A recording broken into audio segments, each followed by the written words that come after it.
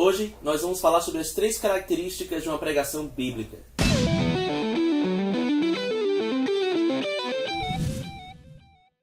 Esta é a nossa segunda parte sobre pregação. Se você ainda não viu o primeiro vídeo, o card vai estar aqui em cima e você vai poder conferir aqui na descrição para que você possa acompanhar e entender sobre o que nós estamos falando aqui. Essas características elas são baseadas no livro de Stuart Olyott, chamado Pregação Pura e Simples, da editora Fiel. O link para download do vídeo vai estar aí embaixo e você vai poder conferir na descrição do vídeo. E nós já vimos a descrição bíblica sobre pregação, os 4 termos no grego, os principais termos aos quais a Escritura vai dizer que fala ali sobre pregação.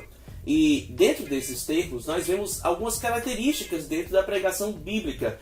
A primeira característica de uma pregação bíblica é a compulsão. Pela força do Espírito Santo existe no pregador uma força que o impulsiona, que o motiva, que o leva a pregar a palavra de Deus. Ele possui dentro de si um constrangimento interior que é maior do que ele mesmo, maior do que a sua própria força de vontade. Em seu coração há um fogo que não pode se extinguir, que vai sempre levar ele a dizer: ai de mim se não pregar o Evangelho. E ainda que ordenem ele a parar, ele vai sempre dizer: eu não posso deixar de falar daquilo que eu tenho visto e ouvido. Essa compulsão, esse impulsionamento sobrenatural é algo que vai levar o pregador a sempre desejar anunciar a palavra de Deus, ainda que seja em tempo ou mesmo fora de tempo. É um desejo interior movido pelo Espírito Santo, que vai sempre fazer com que ele tenha paixão em anunciar o Evangelho.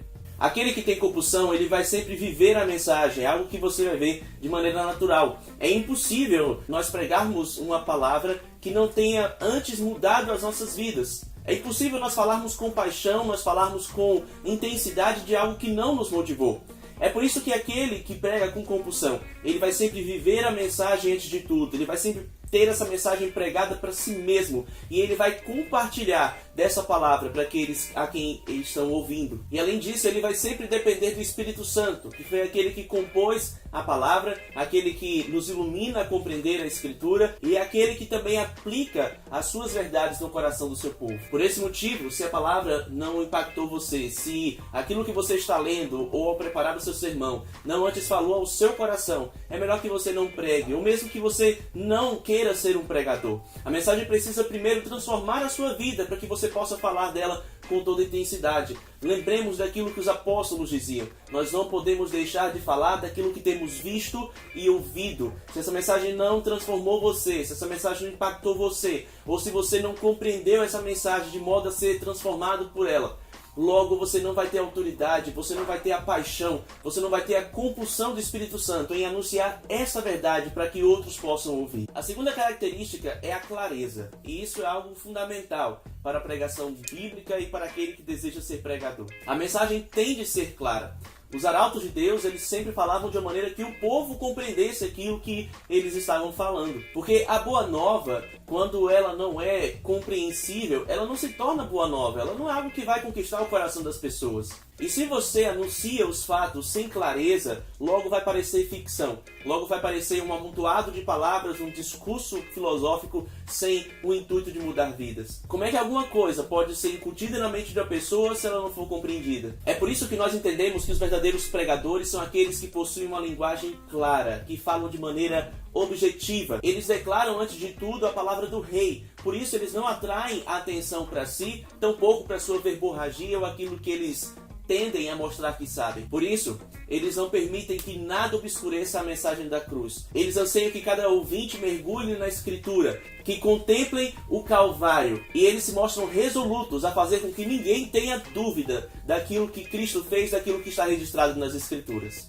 É por isso que Paulo fala por todos os verdadeiros pregadores, quando ele diz que a sua pregação é uma proclamação franca da verdade. Ele mesmo decidiu que não pregaria o Evangelho de acordo com sabedoria humana para que não se anulasse a cruz de Cristo. Ele mesmo diz lá em 1 Coríntios, capítulo 2, versículos de 1 a 5.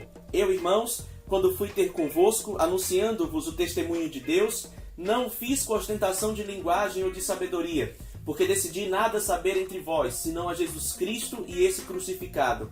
E foi em fraqueza, temor e grande tremor que eu estive entre vós. A minha palavra e a minha pregação não consistiram em linguagem persuasiva de sabedoria, mas em demonstração do Espírito e de poder, para que a vossa fé não se apoiasse em sabedoria humana, e sim no poder de Deus.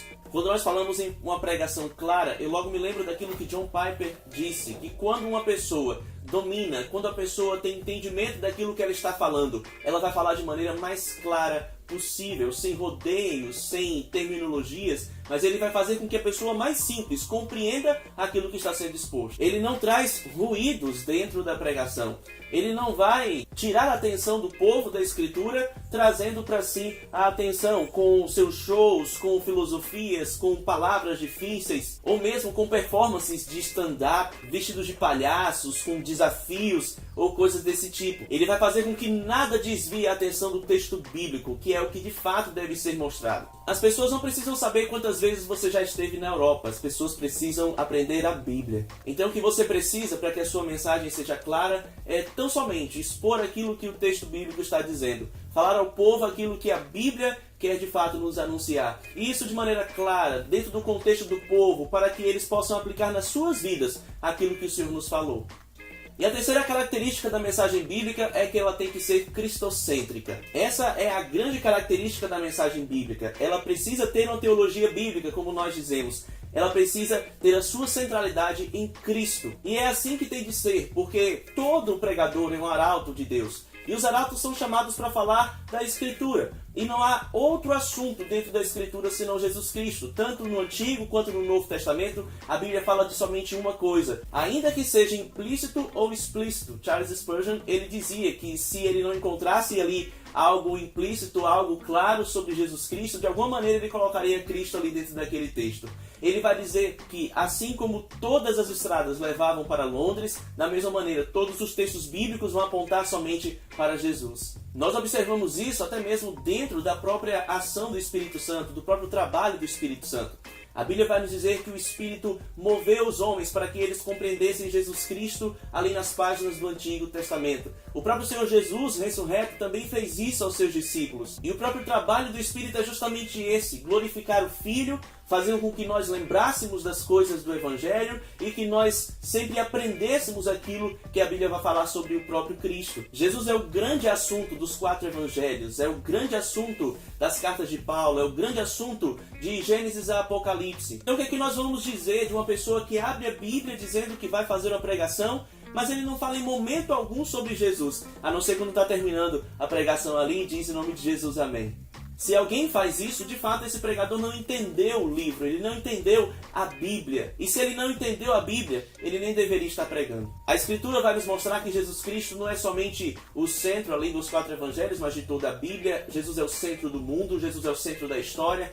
De modo que o assunto principal, o qual nós devemos abordar em cada pregação, deve ser ele. Então, onde Cristo não é ali pregado, não existe pregação. A pregação ou qualquer mensagem ou reflexão que você queira fazer, onde não tenha Jesus Cristo como personagem principal, onde o texto não vá culminar na obra de Jesus Cristo, se torna uma mensagem moral, cheia de lições psicológicas, cheia de lições morais, cheia de ordenanças e coisas parecidas, mas não é pregação. E é por isso que nós vemos em nossos tempos, nas igrejas do nosso país, as pessoas confiando tanto em boas obras, as pessoas confiando tanto na sua colaboração para com a salvação, as pessoas, de certa forma, confiando tanto em suas forças, porque elas não contemplam o Cristo crucificado, o Cristo ressurreto, o Cristo que é Senhor.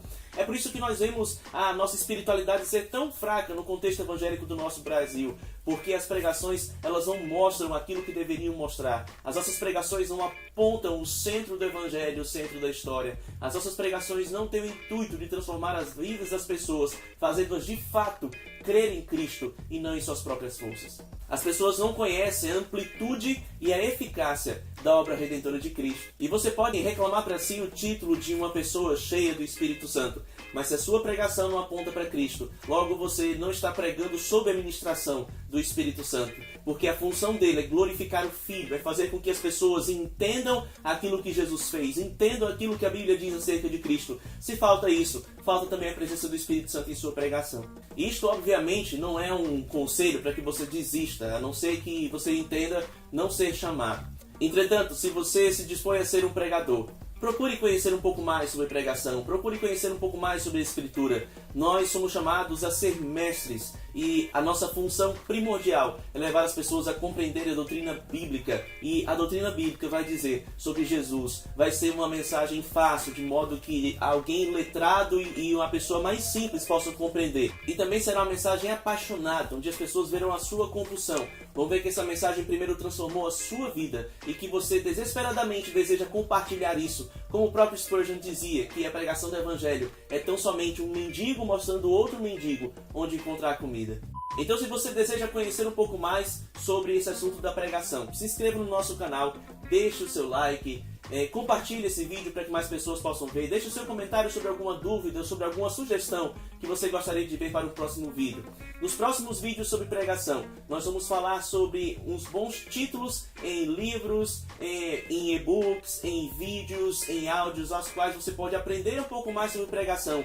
Cursos em que você pode aprender um pouco mais sobre o assunto e principalmente em que você vai conhecer um pouco mais sobre a pregação expositiva, a pregação que apresenta o texto bíblico como ele é, a pregação que expõe as escrituras de modo que as pessoas possam aprender cada vez mais sobre a palavra de Deus através da sua vida. Então que Deus lhe abençoe, que o capacite cada vez mais e que suas mensagens possam ser bíblicas, possam ser mensagens que edificam, mensagens que de fato falem sobre o que é necessário e fundamental. Cristo Jesus ressurreto em poder. Deus abençoe. Muito obrigado por ter ficado até aqui. Até a próxima. Tchau, tchau.